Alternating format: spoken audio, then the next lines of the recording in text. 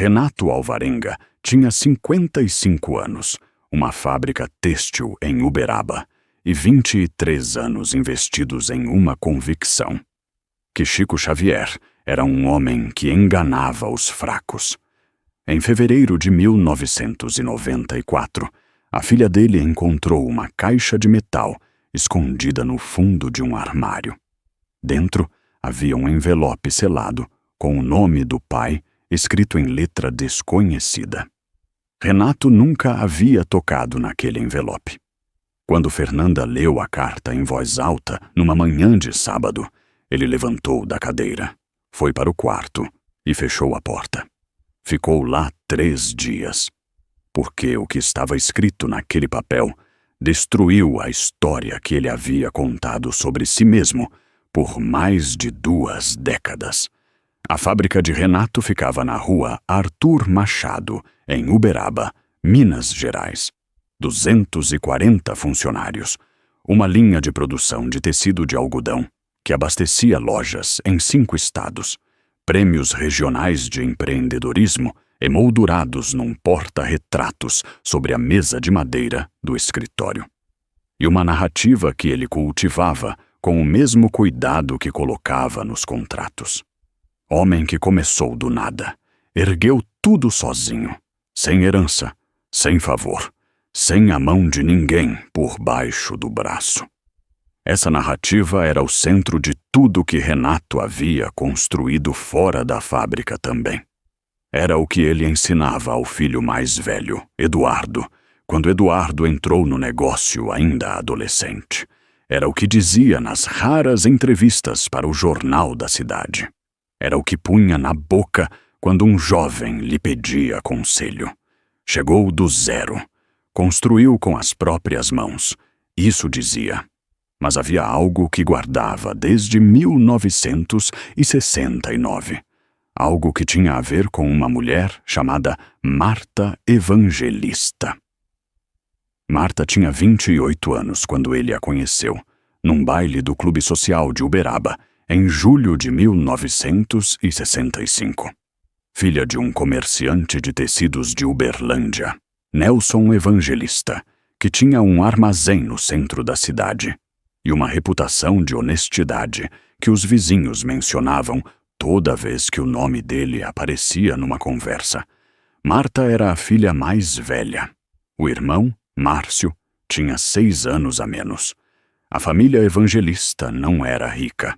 Era sólida, daquelas que pagam o que devem antes de comprar o que querem. Renato e Marta ficaram noivos em 1967. O casamento estava marcado para setembro de 1969. As cadeiras para a cerimônia estavam sendo encomendadas a uma marcenaria no bairro Abadia. As alianças estavam num joalheiro da rua Getúlio Vargas.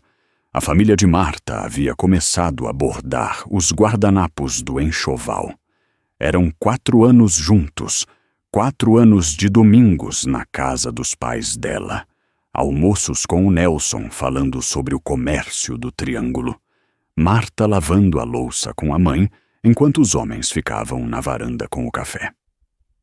4 anos de Renato, conhecendo o jeito dela de chegar em qualquer ambiente e tornar tudo um pouco mais fácil de suportar. Ela tinha essa qualidade. O quarto onde Marta entrava ficava diferente de alguma forma que era difícil de nomear. Então, numa manhã de terça-feira, de agosto de 1969, um ônibus da empresa, Expresso Triângulo Mineiro, saiu da rodoviária de Uberlândia em direção a Uberaba, com 37 passageiros a bordo. Assentos de couro marrom desgastado. Janelas de vidro com o reflexo do sol da manhã. O cheiro de diesel quente, misturado com comida que os passageiros carregavam em embrulhos de papel pardo. 18 quilômetros percorridos na BR 00560. Uma curva aberta, molhada pela chuva que havia parado 1 hora antes. O motorista tentou frear. O ônibus rodou sobre o asfalto escorregadio e foi para o barranco. 14 pessoas morreram. Marta estava entre elas. Renato soube pelo telefone. Márcio ligou de uma cabine telefônica na beira da estrada, com a roupa suja de lama, e a voz que não era da pessoa que Renato conhecia, às 11 da manhã. Renato atendeu. Ouviu o nome da irmã. Ouviu o número da estrada. Ficou em silêncio por um tempo, que Márcio depois descreveria como longo demais, e desligou sem dizer nada. Faltavam 3 semanas para o casamento. Renato ficou sentado junto ao telefone por um tempo que ele nunca soube dizer exatamente quanto durou. Depois levantou. Foi ao banheiro. Colocou água fria no rosto. Ficou olhando para o espelho por uns instantes, com a torneira aberta e a água escorrendo. Fechou a torneira e foi para a fábrica, só para estar lá, para ter um lugar onde soubesse o que fazer com as mãos. O galpão estava vazio naquele horário. Só o barulho das máquinas de malha paradas e o cheiro de óleo e tecido cru. Renato caminhou entre as filas de máquinas por um tempo. Ficou parado diante de um rolo de algodão branco numa prateleira de metal. E ficou olhando para aquilo por um tempo que não soube depois quanto tinha sido. Naquela noite, dormiu no escritório da fábrica, na cadeira de couro atrás da mesa de jacarandá, com o abajur de metal aceso e os papéis de pedidos espalhados diante dele que ele não foi capaz de olhar. Havia guardanapos de linho bordados no enxoval de Marta, que ainda estavam na casa dos pais dela, em Uberlândia. Esse pensamento passou pela cabeça de Renato uma vez naquela noite, e ele o fechou antes de acabar de formular. Nos meses seguintes, Renato fez o que os homens criados do jeito que ele foi criado fazem com uma dor desse tamanho. Trabalhou. Chegava à fábrica às 6 da manhã. Saía depois das 8 da noite. Comia sozinho num bar na esquina da rua Vigário Dantas. Dormia pouco. E aos poucos, aquela dor foi virando outra coisa. Endurecendo. Encontrando uma forma. Uma armadura. Toda vez que alguém mencionava Chico Xavier, ou o espiritismo, ou a ideia de que os mortos tinham algo a dizer, Renato dizia a mesma coisa. Isso é conversa para quem não tem mais nada a fazer da vida. Houve um período em que ele chegou a ir a um jantar na casa de um colega de negócios, em 1970, e encontrou na mesa a conversa sobre uma carta psicografada que havia chegado para a família da cunhada do anfitrião. Falaram durante uns 20 minutos sobre os detalhes impossíveis que a carta continha. Renato ouviu calado até um momento em que o anfitrião o olhou diretamente e disse: "Você acredita, Renato?" E Renato respondeu, com a voz que usava para encerrar reuniões: "Não." E mudou de assunto. Depois do jantar, no carro de volta, ficou em silêncio o trajeto inteiro. Havia uma coisa que acontecia todas as vezes que o assunto aparecia. Uma pressão pequena, difusa, que começava no peito e subia. Ele havia aprendido a interceptar isso antes de virar qualquer coisa. Virava argumento, virava posição, virava o rosto do empresário que chegou do zero e não tem tempo para ilusões. Em Uberaba, no fim dos anos 60, essa era uma posição incomum, quase uma provocação. A cidade era o lar de Chico Xavier. O Centro Espírita Comunhão Cristã funcionava a poucos quarteirões do centro, e centenas de pessoas faziam fila toda semana para receber cartas com mensagens de parentes falecidos. Famílias que Renato conhecia pelo nome contavam histórias de envelopes que chegaram com detalhes impossíveis. Um apelido de infância que só 2 pessoas sabiam.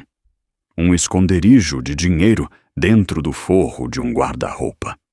Uma promessa feita em segredo que nunca foi colocada em papel.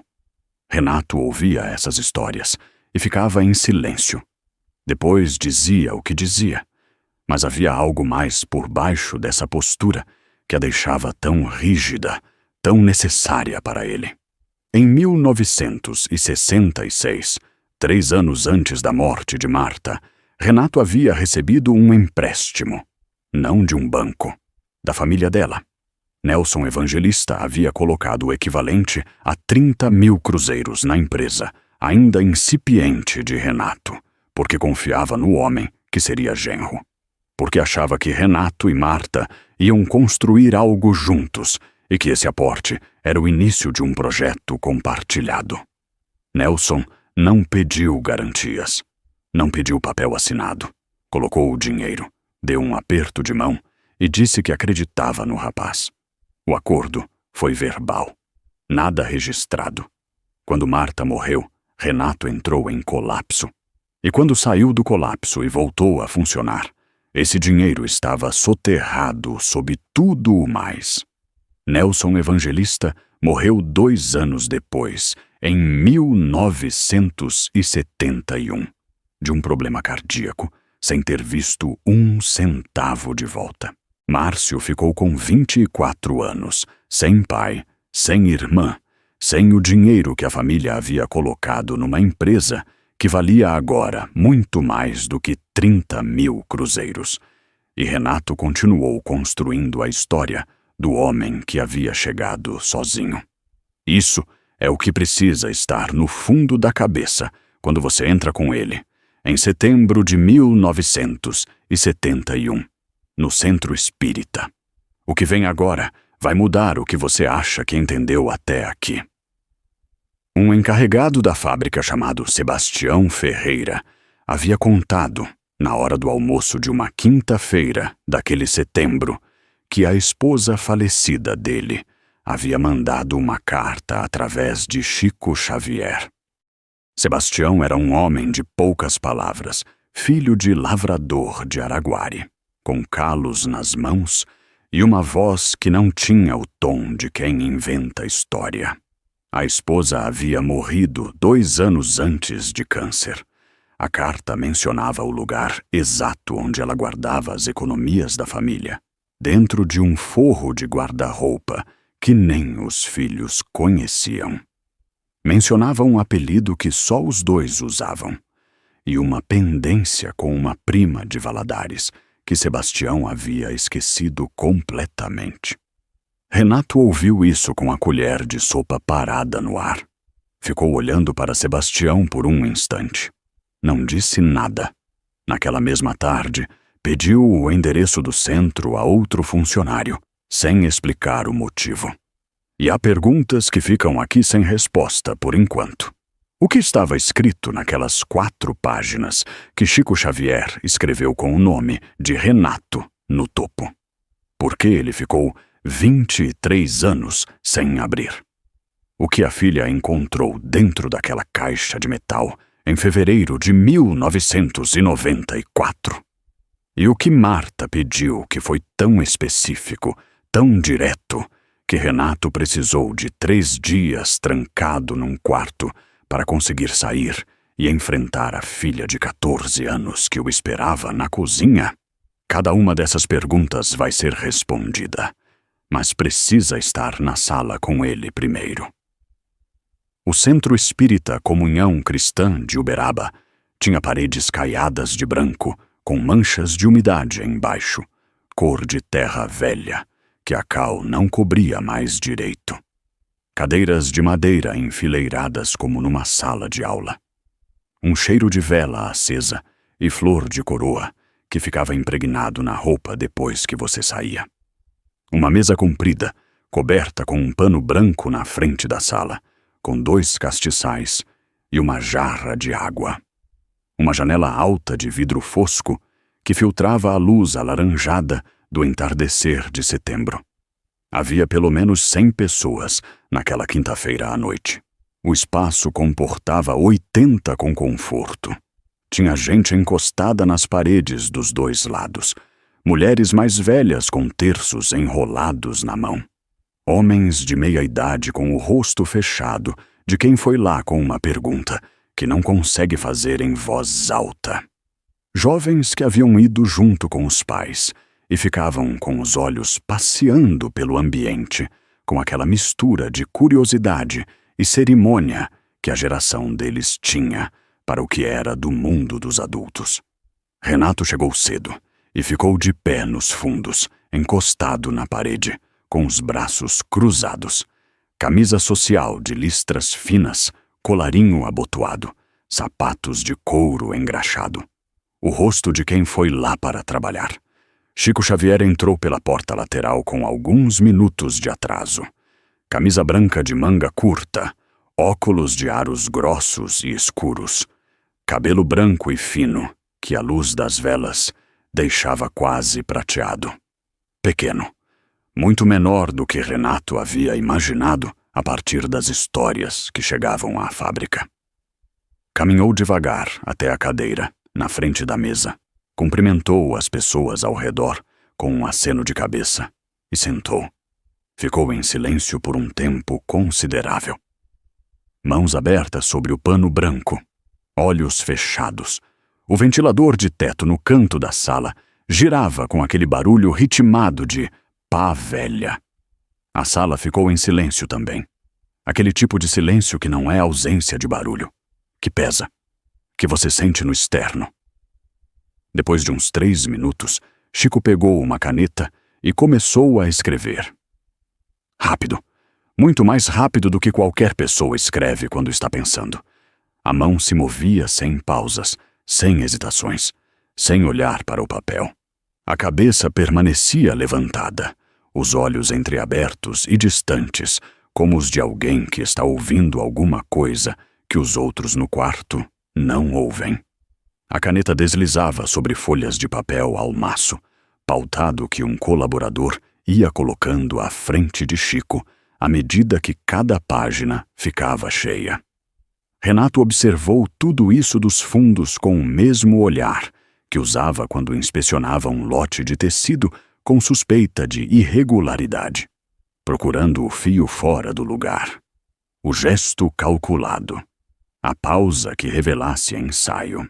A coordenação entre Chico e o colaborador que mostrasse combinação prévia. Não encontrou nenhuma dessas coisas. Havia um momento específico que ficou na memória. Em dado instante durante a escrita, a caneta de Chico parou por uns 3 segundos. Chico ficou com a mão suspensa no ar sobre o papel, os olhos ainda entreabertos e distantes. Depois, a mão desceu de volta e a escrita continuou mais rápida do que antes. Renato havia se preparado mentalmente para usar exatamente esse tipo de pausa como evidência. Mas a pausa não tinha nada de calculado. Tinha o aspecto de alguém que está recebendo algo em fragmentos e que esperou o fragmento seguinte antes de continuar. Uma pausa de espera, não de hesitação. Aquele detalhe foi o que mais desconcertou Renato. Uma encenação se sustenta. Tem ritmo. Não tem buracos assim, não desse jeito. O que achou foi uma mão que escrevia sem parar por 40 minutos. Uma cabeça que não olhava para o papel. Uma sala inteira de 100 pessoas, em silêncio absoluto. Alguns com os olhos fechados, alguns com as mãos juntas. Todos com aquele ar de quem está num lugar que exige que você deixe alguma coisa do lado de fora. Aquilo que o incomodou foi exatamente isso. Não encontrar o que tinha ido procurar. Quando Chico parou, havia à sua frente uma pilha de folhas cobertas de texto manuscrito em letra pequena e inclinada. Um dos colaboradores do centro começou a separar as folhas com cuidado, ler os nomes escritos no topo de cada uma e chamar as pessoas uma por uma. E então, o colaborador levantou uma folha, olhou para a sala e disse: Renato Alvarenga. A sala inteira girou para os fundos. Renato descruzou os braços. Sentiu alguma coisa no peito que não soube nomear naquele momento. Caminhou até a frente com o passo firme de sempre, os olhos ainda procurando o truque. Pegou as 4 páginas que o colaborador estendeu. Chico Xavier olhou para ele. Só olhou. 2 segundos, o rosto calmo, a expressão que não era de reconhecimento nem de surpresa. um olhar direto e quieto. E então, os olhos fechando de volta, Renato ficou com as 4 páginas na mão, letra miúda, inclinada para a direita. Olhou para o papel. Conseguiu ver o próprio nome no topo da primeira página. E então, sem entender depois por que fez aquilo, dobrou as folhas sem ler uma linha sequer e colocou no bolso interno do paletó. Voltou para os fundos. Ficou parado até o fim da sessão. Havia mais 4 pessoas sendo chamadas pelo nome. Havia pessoas que choravam ao receber as folhas. Uma mulher mais velha que pressionou o papel contra o peito e ficou assim por um tempo, de olhos fechados, com o corpo levemente curvado. Um homem de meia idade que dobrou o papel sem ler também, assim como Renato, mas com um rosto diferente, um rosto que dava para ver que ele estava a dobrar as folhas só para ter tempo. Que ia ler, só não ali. Renato ficou olhando para esse homem por mais tempo do que deveria. Depois a sessão terminou. As pessoas começaram a se levantar. Conversas baixas. Alguém acendeu mais uma vela. O colaborador do centro recolheu as cadeiras da frente. Renato ficou onde estava, até o movimento diminuir. E então, caminhou para a saída. Saiu sem falar com ninguém. A rua de paralelepípedo de Uberaba estava úmida de sereno. Os postes de luz amarela refletiam no asfalto. Renato caminhou até o carro, entrou, ficou com as mãos no volante por 1 minuto e foi para casa. Chegou em casa. Era um apartamento de 2 quartos no bairro Brasil, com móveis de jacarandá e piso de taco. Tirou o paletó, tirou as folhas do bolso interno, colocou sobre a mesa da sala. Ficou olhando para elas por um tempo. Depois pegou um envelope pardo que havia numa gaveta, dobrou as 4 páginas com cuidado, colocou dentro do envelope e fechou com cola. Pegou uma caixa de metal que havia pertencido ao pai dele, uma daquelas caixas de lata onde famílias antigas guardavam documentos importantes, com tampa que encaixava com um clique seco. Colocou o envelope dentro. Fechou a caixa. Foi para o fundo do armário do quarto. A questão é por que não leu? Essa é a pergunta que fica.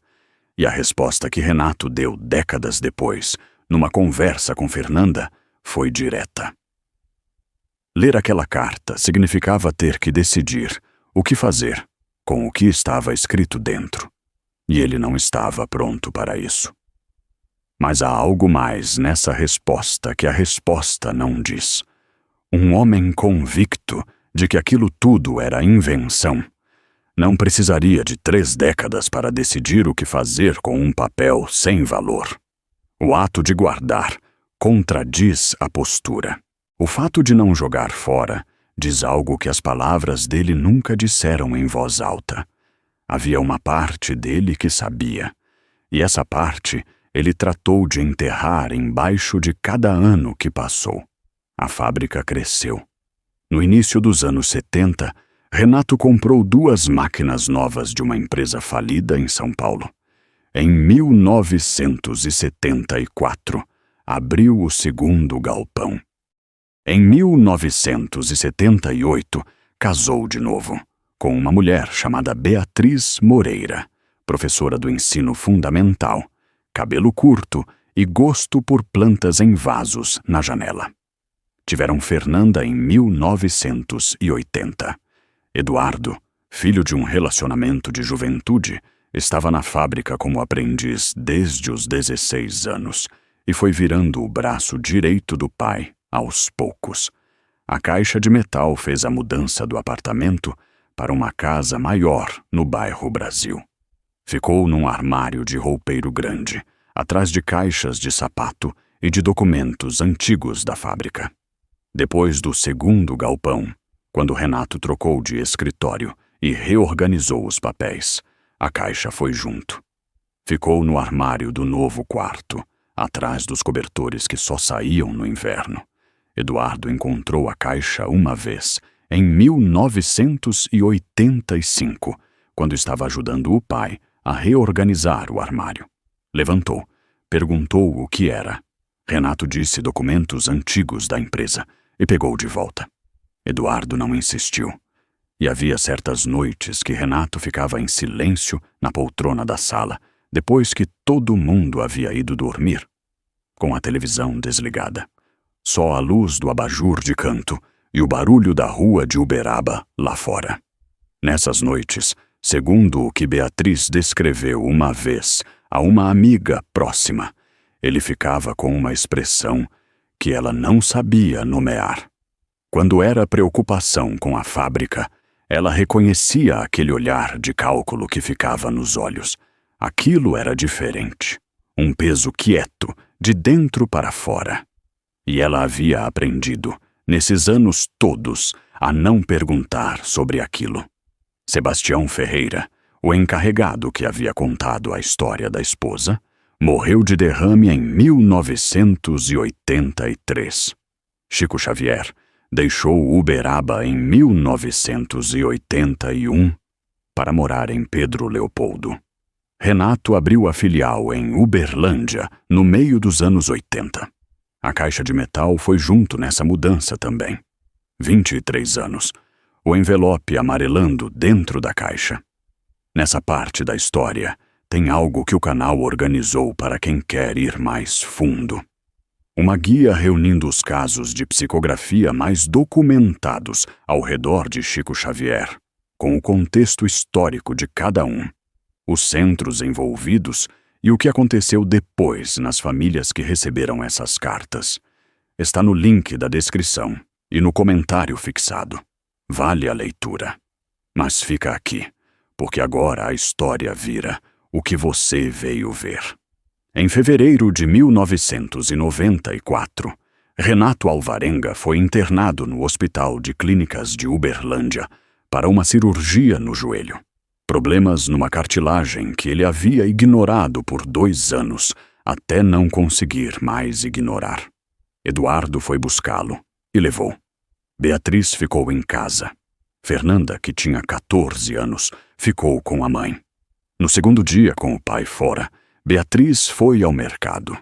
Fernanda ficou sozinha no apartamento e foi buscar um cobertor de lã num armário no quarto dos pais, porque a tarde de fevereiro havia esfriado de repente. Aquele frio de chuvisco miúdo que o interior de Minas joga em cima, sem aviso, no meio do verão. A caixa de metal estava na prateleira mais baixa do armário, com a tampa ligeiramente levantada num canto onde um cobertor havia escorregado e ficado enroscado. Fernanda tirou o cobertor. Viu a caixa. Viu o envelope apoiado contra a lateral interna. Um envelope de papel Kraft, amarelado pelo tempo, com o nome do pai escrito em letra que ela não reconhecia. Renato Alvarenga. A letra era pequena, inclinada para a direita. Fernanda pegou o envelope.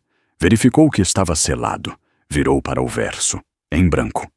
Colocou de volta dentro da caixa. Fechou a tampa. Não conseguiu dormir direito naquela noite. Ficou na cama com o teto escuro do quarto e aquela letra na cabeça. Renato Alvarenga. O pai de todo mundo ela conhecia escrevia diferente. Aquela letra não era de ninguém que ela conhecia. No dia seguinte foi olhar de novo. Ficou com o envelope na mão por 2 ou 3 minutos, com o polegar passando sobre a escrita do nome. Depois colocou de volta. Na manhã do terceiro dia, com o pai ainda no hospital, Fernanda abriu o envelope. Havia 4 páginas dobradas, a mesma letra miúda e inclinada. Fernanda leu devagar, e o que encontrou, segundo pessoas próximas à família, que ouviram ela contar essa história anos depois, foi uma voz clara, direta, sem o tom dramático que ela havia associado a tudo que envolvia espiritismo, pela forma que o pai tratava o assunto. Uma mulher falando com um homem que havia sido o centro da vida dela. Com a clareza de quem está sentada de frente, sem distância, sem neblina. A carta começava só com o nome. Renato. E então Marta escrevia sobre a manhã do acidente. Dizia que havia trocado o bilhete 3 vezes antes de embarcar. A primeira vez, havia marcado o ônibus das 8 da manhã. Depois voltou ao guichê e trocou para o das 10, porque achava que teria tempo para outra coisa antes. Depois voltou de novo para o das 8, porque tinha um compromisso cedo em Uberaba. Ali, nessa terceira fila na rodoviária de Uberlândia, havia sentido alguma coisa que não soube nomear. Uma inquietação desde o amanhecer. Um peso no estômago, que não era enjoo nem fome. Mas havia entrado assim mesmo no terminal, porque a vida não para por causa de um peso no estômago. Esse trecho foi o primeiro que Fernanda leu 2 vezes, porque era específico demais, concreto demais. Uma sensação descrita com a imprecisão que sensações corporais têm, que não chegam com palavras prontas, e isso pesou de um jeito diferente. Uma pessoa inventa coisas que fazem sentido como revelação. Isso parecia memória. Depois desse início, vinham 3 pedidos, diretos, com palavras que, segundo Fernanda descreveu em conversa particular com uma amiga anos depois, não tinham o tom de quem está pedindo um favor. Tinham o tom de quem está fechando uma conta aberta. O primeiro pedido, que Renato fosse pessoalmente procurar Márcio Evangelista, que levasse o equivalente ao valor que havia sido emprestado pela família, acrescido do que julgasse justo pelos anos passados. A carta não usava a palavra dívida. Usava uma expressão diferente. Responsabilidade que ficou suspensa. E pedia que Renato a fechasse. Para resolver. Para fechar. O segundo pedido era para Eduardo. Marta pedia que Renato contasse ao filho mais velho a história real do início da fábrica. Que Eduardo soubesse que havia mais de uma mão na fundação daquilo. Que a narrativa do homem que construiu tudo sozinho fosse, dentro de casa, corrigida. A carta deixava explícito que não precisava virar declaração pública. Mas dentro de casa, a verdade fosse a que realmente aconteceu. Fernanda parou nesse trecho por um momento, porque Eduardo ela conhecia. Eduardo era o filho do pai que o pai apresentava com orgulho em qualquer ambiente. O herdeiro da história de construção do nada. E havia algo nessa segunda carta de Marta que entendia isso. Que sabia, de alguma forma, que essa construção havia continuado depois da morte dela, e que havia um jovem crescendo dentro dela, sem saber o que havia no meio. O terceiro pedido era o que Fernanda demorou mais para entender. Marta pedia que Renato parasse de guardar aquele envelope. Havia uma frase que Fernanda leu 3 vezes seguidas. Marta escrevia assim: "Você não abriu até agora, porque abrir significa enfrentar. Eu sei disso. Guardar sem abrir foi uma forma de me carregar. Mas cargas que ficam pesadas demais viram pedras, e pedras afundam quem as carrega." Fernanda ficou com as folhas na mão, parada. O ventilador da sala de estar girava. A rua lá fora tinha o barulho normal de uma tarde de fevereiro em Uberlândia. Ela dobrou as folhas, colocou de volta no envelope, fechou a caixa de metal e ficou sentada na beira da cama dos pais, com a caixa no colo por um tempo longo. Pensando em como vai ser quando o pai chegar. Pensando em que palavras usar, não encontrando nenhuma. Aqui preciso parar um segundo e fazer uma pergunta direta para você. Você já guardou algo que sabia que ia custar alguma coisa abrir? Uma carta, uma conversa adiada, uma lembrança empurrada para o fundo de alguma gaveta mental, porque abrir mudaria alguma coisa que você não estava pronto para mudar? Escreve nos comentários, porque esse homem passou 23 anos com esse envelope selado. E eu acho que muito mais gente faz isso do que admite em voz alta. Renato voltou do hospital, numa sexta-feira de tarde. Eduardo foi buscá-lo no Clínicas de Uberlândia e chegaram por volta das 4. Beatriz havia feito frango com quiabo e arroz com pequi. Comida de recuperação. Coisa de mãe. O cheiro do refogado com alho e tomate tomou a casa desde antes da chegada. Renato entrou apoiado numa muleta, cumprimentou Beatriz com um beijo na testa, acenou para Fernanda com um sorriso curto e foi direto para o quarto. Fernanda estava na janela da sala quando o carro chegou. Havia passado aquela tarde de sexta inventando o que dizer. Havia testado várias construções de frase. Depois, havia desistido de planejar. Algumas coisas não têm frase certa. Esperou. Jantaram os 4. Renato comeu devagar. Respondeu às perguntas de Beatriz sobre a cirurgia, sobre o médico, sobre o prazo para largar a muleta. Fernanda comeu em silêncio. Depois do jantar, Eduardo foi embora. Beatriz lavou a louça. Renato voltou para o quarto. Fernanda lavou os copos que restaram. Depois ficou na cadeira da sala por um tempo com a televisão ligada, mas o volume muito baixo. O restante da casa em silêncio. Escolheu o sábado de manhã. Esperou a mãe sair para a feira do bairro. Eduardo havia ido à fábrica. Eram os 2 sozinhos na casa. A cozinha com o piso de cerâmica bege. A mesa de fórmica com as bordas arredondadas.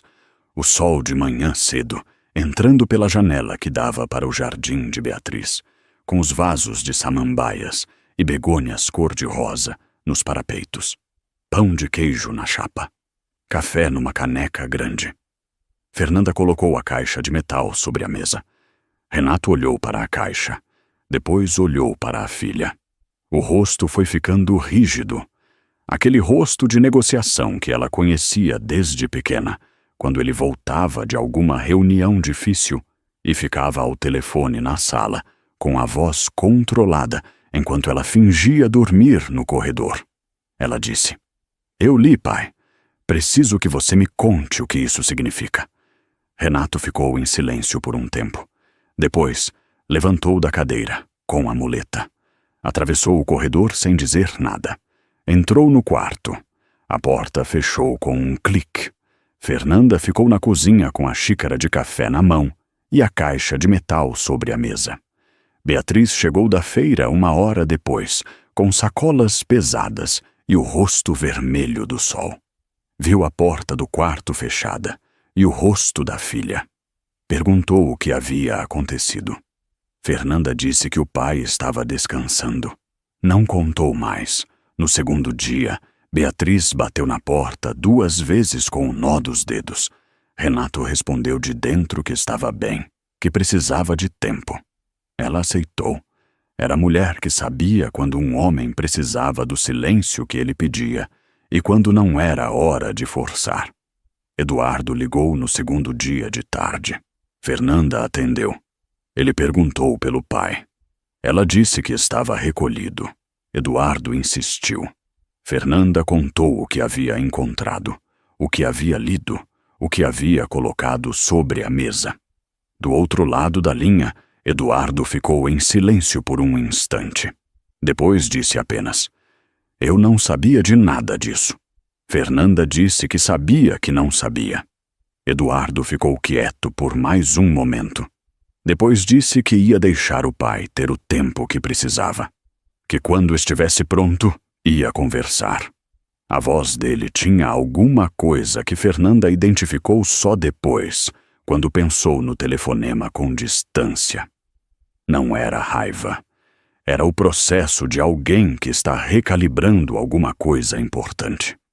Aquele barulho interno que não tem palavras certas, mas que você reconhece quando está passando por ele.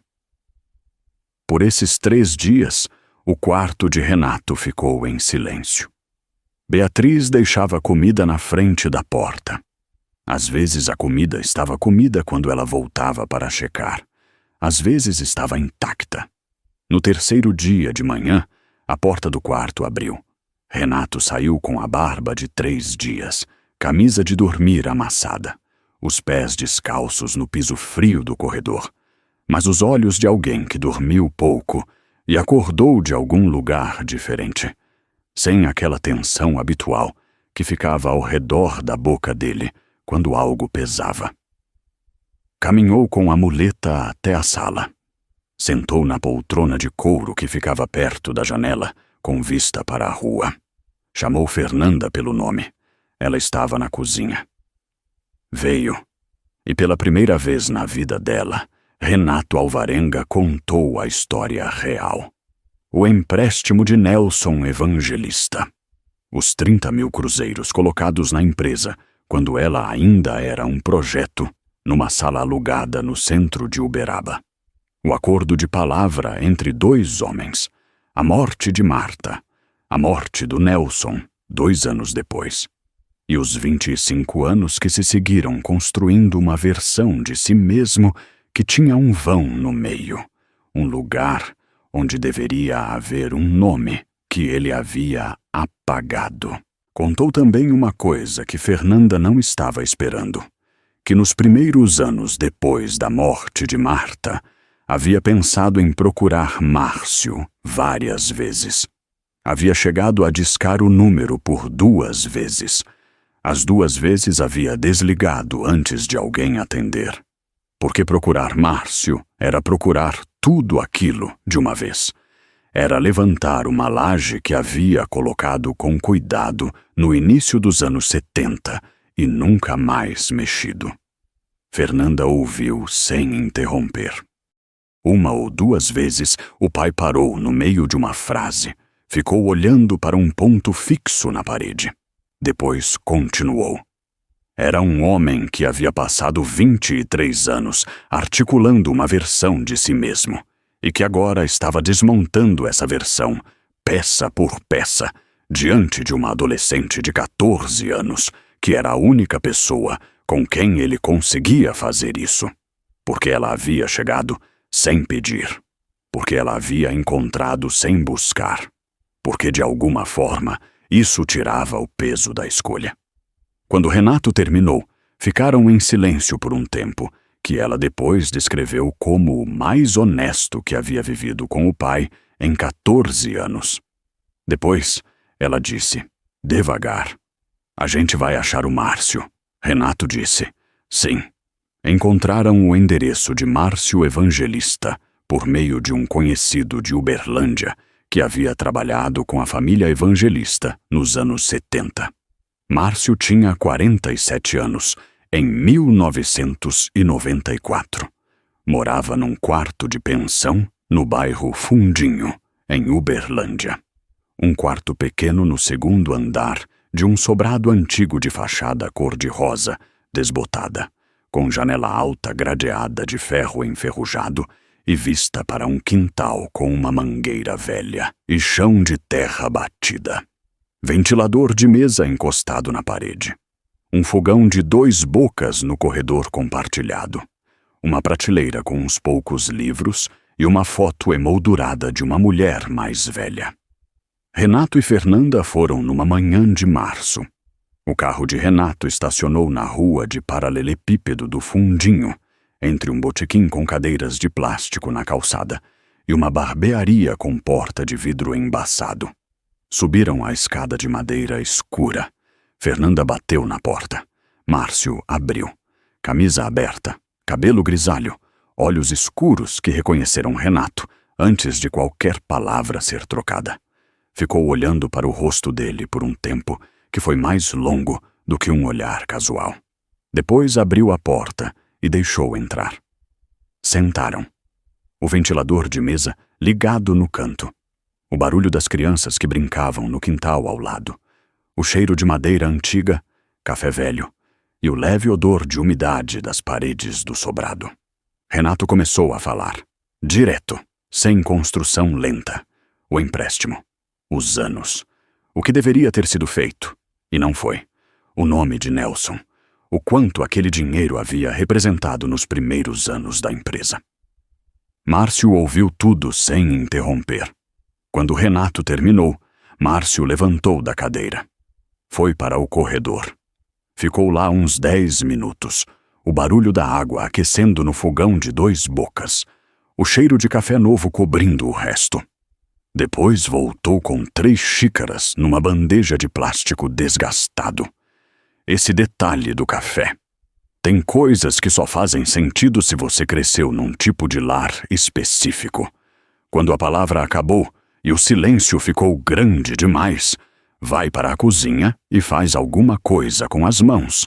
Ferve a água. Passa o café. Faz alguma coisa concreta. É uma forma de manter o chão enquanto o chão se move. Márcio pousou as xícaras na mesa de madeira e ficou em pé por um instante, com as mãos nos bolsos da calça. Depois disse, com a voz quieta e sem a raiva que Renato havia passado 23 anos esperando que estivesse lá. Eu sabia que você ia aparecer um dia. Não sabia quando, mas sabia que ia. Renato perguntou como sabia. Márcio disse que havia recebido um recado. Não explicou mais do que isso. Disse que havia recebido um recado e que estava esperando. Fernanda ficou olhando para os 2 homens naquele quarto pequeno, com as xícaras de café esfriando sobre a mesa de madeira, o ventilador girando e o barulho das crianças lá fora. E sentiu o peso de décadas se redistribuindo. Aquela sensação de quando você move uma caixa pesada de lugar e tudo ao redor dela finalmente respira. Mas a carta tinha mais uma coisa. Era a parte que Fernanda havia guardado para esse momento, para quando os 3 estivessem juntos naquele quarto. No final da 4ª página, depois dos 3 pedidos, havia um parágrafo diferente dos outros, menos objetivo, mais pessoal. Ela havia lido 3 vezes antes de entender completamente. Agora, com Márcio ali, com o irmão de Marta sentado do outro lado da mesa, ela abriu o envelope que havia levado na bolsa. Leu em voz alta. Marta escrevia que a troca do bilhete naquela manhã tinha sido uma escolha que fez dentro de si. Que na 3ª vez que foi ao guichê, o funcionário disse que o ônibus das 10 estava lotado. E ela havia pegado o das 8 sem resistir, com aquela inquietação ainda no estômago. E ao entrar no terminal, ao passar pela catraca com a bolsa no ombro e o assento marcado num papel dobrado na mão, havia sentido uma clareza que não soube nomear, como se soubesse, e havia entrado assim mesmo. Havia escolhido não ter medo. Havia pensado em Renato. Havia pensado no casamento que não ia acontecer. Havia chorado por algum tempo no assento da janela, sozinha, com a paisagem do Triângulo Mineiro passando pelo vidro. Campos abertos de pasto, bois parados no calor de agosto. A estrada de asfalto escuro e reto que vai de Uberlândia a Uberaba, reta demais para a curva que veio. E depois havia parado de chorar. Havia encostado a cabeça no vidro e havia ficado em paz. Esse era o 3º pedido, explicado. Marta não pedia que Renato parasse de guardar o envelope para poupar ninguém. Pedia porque queria que ele soubesse como ela havia ido. Queria que a imagem que ficasse com ele pelo resto da vida fosse a da mulher naquele assento que escolheu a paz, não a imagem do ônibus na curva da BR 057. Márcio fechou os olhos quando Fernanda terminou de ler. Ficou assim alguns segundos com as mãos abertas sobre os joelhos. Depois abriu e disse, com a voz de quem está contendo algo desde há muito tempo. Ela sempre foi mais corajosa do que os 2 juntos. Renato ficou olhando para a xícara de café sobre a mesa, as mãos abertas, imóveis. Depois de um tempo, levantou a xícara. Tomou um gole. Aqui quero deixar uma pergunta que não tem resposta certa. Você acredita que a gente pode escolher o que carrega no momento final? Não estou pedindo acordo. Só quero saber o que você pensa. Escreve aqui embaixo, com a sua cidade e a sua geração, porque isso é uma coisa que separa mundos dentro de uma mesma história. E os comentários desse canal têm respostas que valem mais do que o vídeo. Renato Alvarenga nunca mais falou em público que Chico Xavier era fraude. Fez isso sem anúncio. Nas raras vezes que o assunto aparecia numa conversa de almoço, na fábrica ou num jantar de família, ele ficava em silêncio ou mudava de assunto com uma frase neutra. O silêncio de quem tem uma resposta e decidiu que essa resposta não precisa ser de todo mundo. Com Márcio, as coisas foram devagar. Renato não chegou com cheque e declaração de propósito. Voltou ao fundinho algumas semanas depois. Conversaram mais. Em meados de 1995, Renato propôs a Márcio entrar como sócio menor num pequeno armazém que estava sendo vendido no bairro. Márcio aceitou. Aquele armazém ficou funcionando por 15 anos, até Márcio decidir fechar por conta de um problema de saúde nas mãos. Eduardo soube da história real da fábrica no mesmo ano de 1994, numa tarde longa com o pai que as duas pessoas que estiveram ali descreveram de formas parecidas. Eduardo precisou de um tempo para reconfigurar a imagem que tinha de Renato. Houve semanas difíceis, uma conversa mais tensa do que as outras, onde Eduardo disse coisas que Renato ouviu sem rebater. Mas continuou na empresa. E a empresa continuou. Segundo pessoas próximas à família, Eduardo passou a mencionar Nelson Evangelista pelo nome quando contava na história da fábrica a novos sócios ou fornecedores. Uma forma de corrigir que não precisava de discurso. A caixa de metal ficou com Renato. Desta vez, ele não escondeu. Colocou sobre a cômoda do quarto, onde dava para ver toda manhã ao acordar. Entre o relógio de pulso que tirava antes de dormir e o copo de água que Beatriz colocava toda noite, Beatriz perguntou uma vez o que era aquela caixa. Renato disse que era uma coisa de muito tempo atrás, que ele havia decidido parar de esconder. Ela olhou para ele, assentiu e não perguntou mais. Fernanda disse que esse detalhe foi o que guardou mais fundo de tudo. O homem que passou 23 anos escondendo algo, colocou esse algo num lugar onde via todo dia. Com honestidade, sem cerimônia. Antes de encerrar, se você quiser ir mais fundo nessas histórias, a guia que o canal organizou tem os casos de psicografia mais documentados ao redor de Chico Xavier, com os contextos, os centros, as famílias envolvidas e o que se sabe sobre o que aconteceu depois em cada um. Está no link da descrição e no comentário fixado. Se esse vídeo te tocou, compartilha com alguém que você acha que precisava ouvir isso hoje.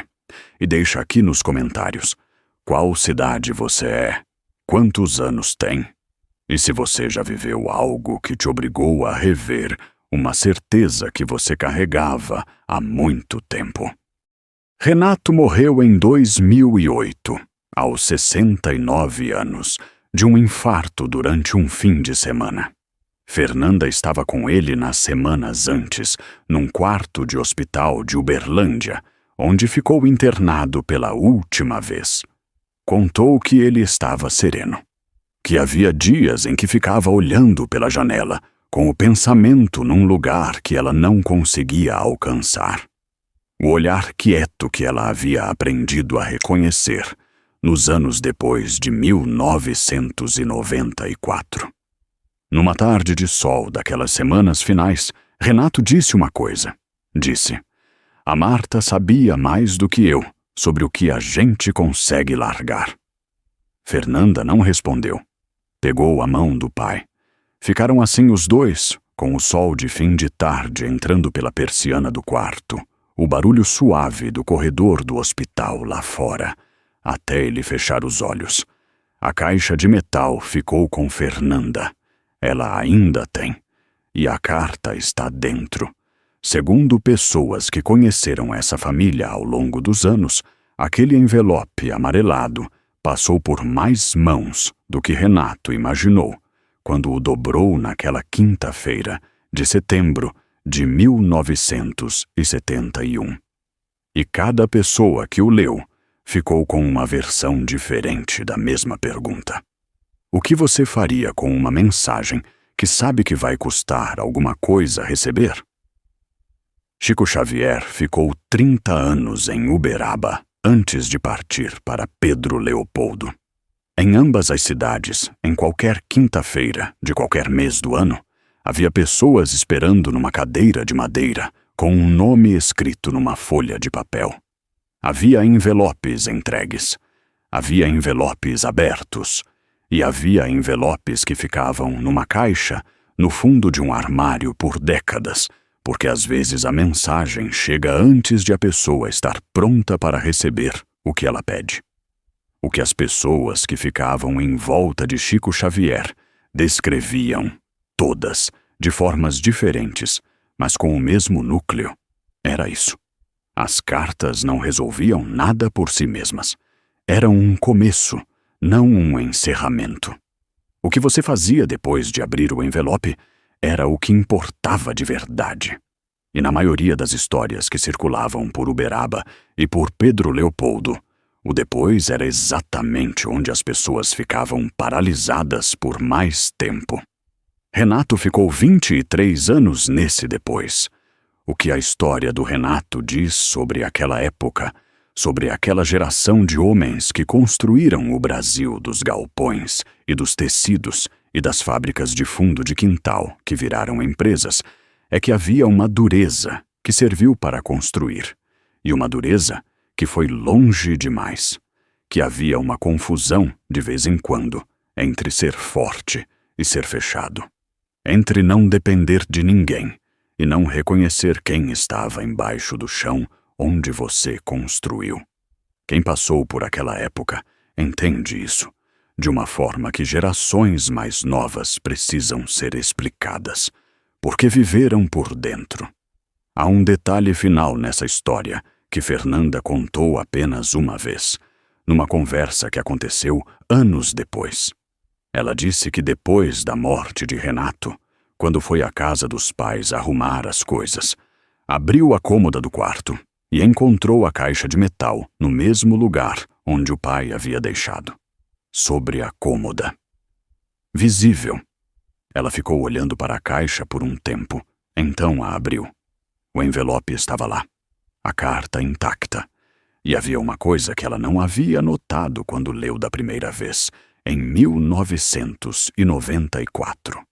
No final da quarta página, abaixo do último parágrafo, havia 2 palavras escritas com uma caligrafia levemente diferente das outras, como se tivessem sido acrescentadas depois de o texto principal ter terminado, ou como se fossem de uma mão diferente.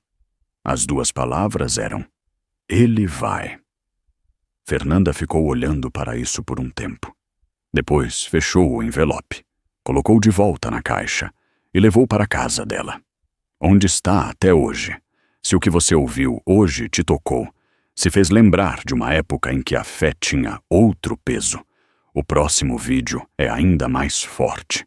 Chama-se A Carta, que Chico Xavier escreveu para um padre.